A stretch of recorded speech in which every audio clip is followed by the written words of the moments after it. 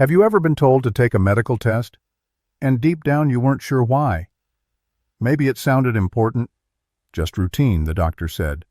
But what if some of those tests after age 70 are not only unnecessary, but could actually hurt more than help? Most people never question them.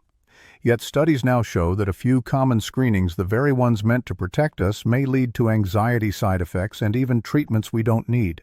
Today I want to walk you through 5 tests older adults should think twice about, and how to talk with your doctor confidently before saying yes. This isn't about rejecting medical care. It's about understanding it so you can protect your peace of mind and make every health decision with clarity. Before we begin, I'd love to know, where are you watching from today? It always warms my heart to see how many of us are learning together from every corner of the world. So stay with me because one of these tests may surprise you the most. 1. PSA screening after age 70-75. Let us begin with one of the most common tests for men, the PSA test or prostate-specific antigen test.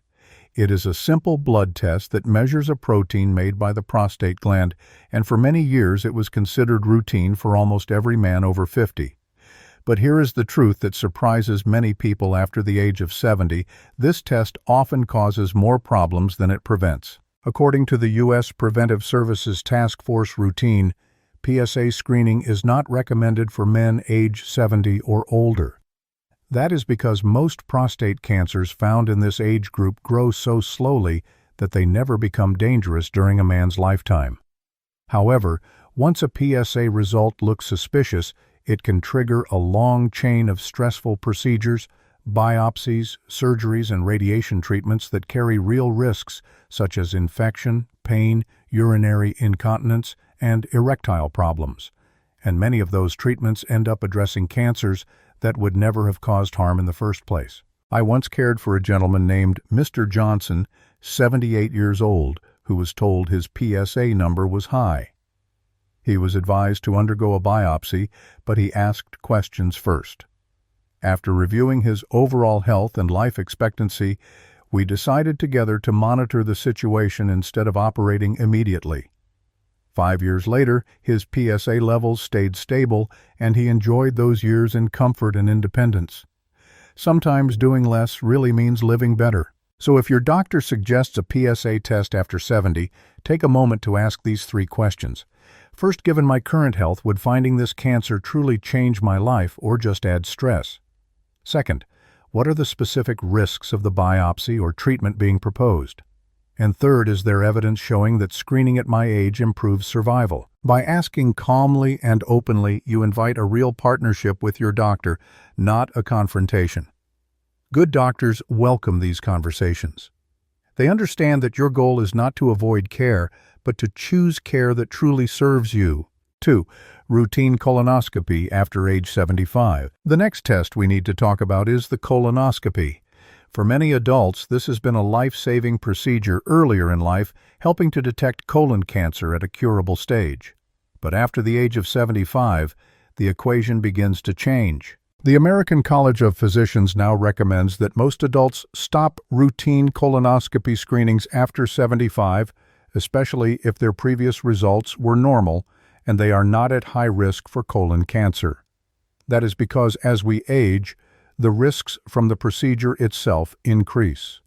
Complications such as bowel perforation, bleeding, and anesthesia problems become more likely, while the benefit of finding a new, fast-growing cancer becomes much smaller. Let us consider a simple example. Imagine a 78-year-old woman, Mrs. Reynolds, who has had 3 normal colonoscopies in her life. Her doctor recommends another one just to be safe. But when she learns that the risk of a serious complication in her age group is about 3 to 4 times higher than it was 20 years ago, and that her chance of finding a dangerous new tumor is now quite low, she and her doctor decide instead to use a non-invasive stool test every couple of years. It gives her peace of mind without exposing her to unnecessary danger. So before scheduling a colonoscopy at this stage of life, ask your doctor a few thoughtful questions. Have my previous screenings been normal, given my age and health? How likely is this test to find something that would truly affect my life? And are there safer, less invasive options that can check for warning signs? By bringing these questions into the conversation, You turn the appointment from a routine order into a shared decision. That is what modern medicine is supposed to be, a partnership built on evidence, respect, and understanding. In our next part, we will move to a topic that affects many women, the mammogram after 75, and discuss what new research from trusted institutions like the National Institutes of Health reveals about its real benefits and potential drawbacks in later life. 3. Mammography after age 75. Now let us turn to a question that many women ask their doctors every year. Should I still get a mammogram after the age of 75? The answer is not the same for everyone, and it deserves an honest, thoughtful discussion. According to research from the National Institutes of Health and the Journal of the American Medical Association, routine mammograms after 75 often find cancers that grow very slowly and would never cause symptoms or shorten life. However, once detected, those findings can lead to stressful biopsies, surgery, radiation, or chemotherapy that may reduce quality of life without extending it.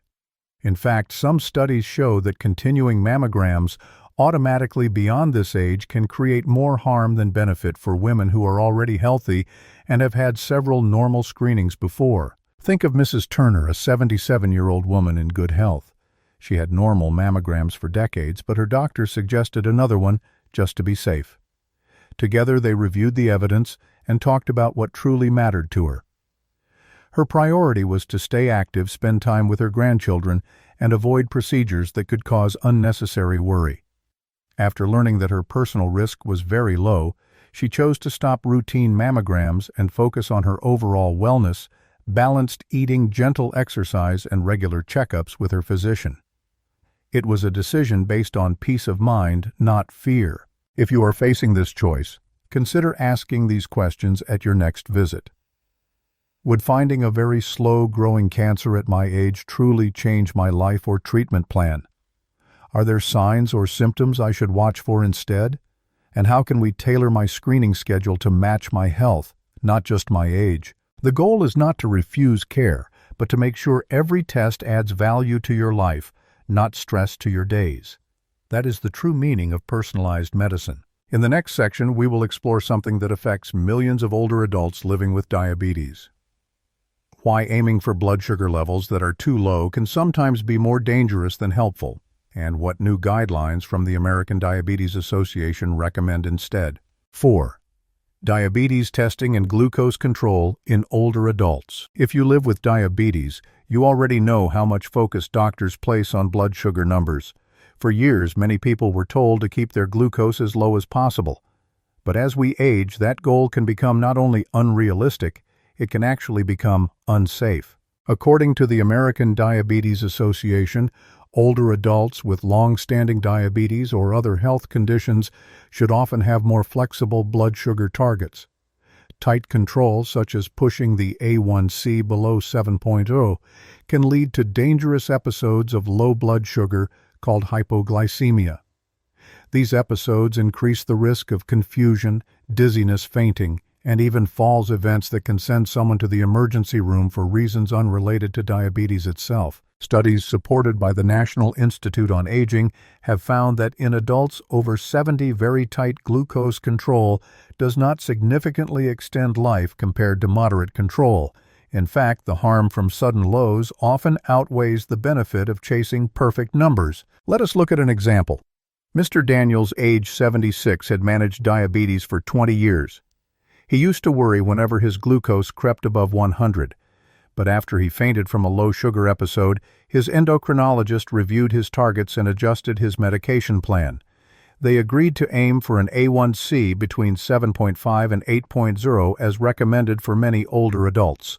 Since then, he has felt steadier, slept better, and avoided the fear of sudden crashes. If you are managing diabetes in your later years, talk with your healthcare provider about these questions. Is my blood sugar target appropriate for my age and overall health?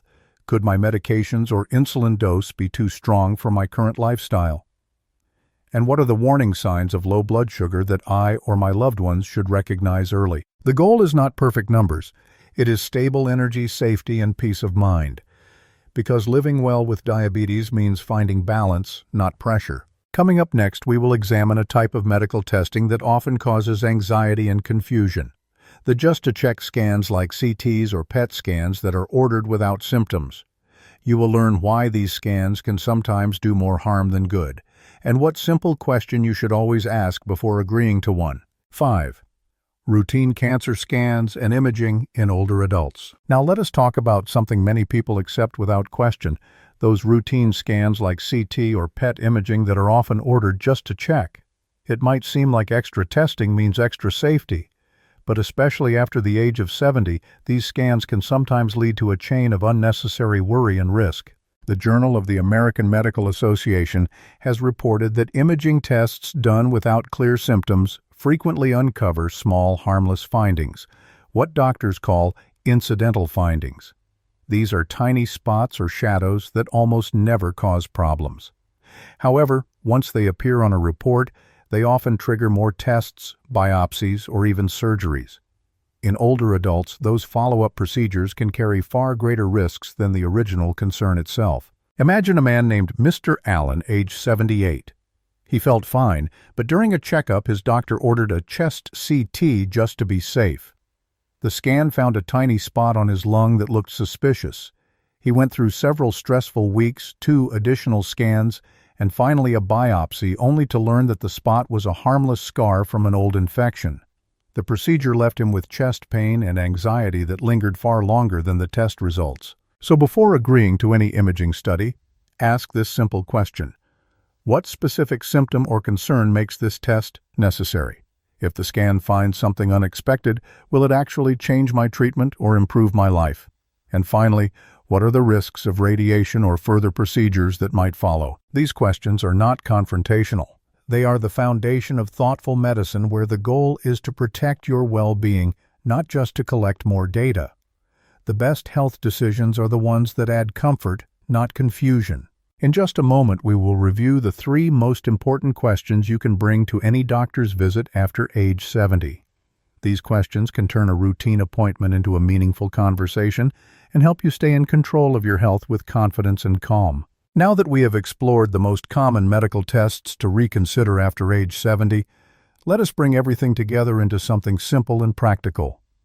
3 questions, short, clear, and powerful, that you can take with you to any doctor's appointment. They will help you make decisions that protect not only your health, but also your peace of mind. Question 1. What is my realistic life expectancy based on my current health and lifestyle?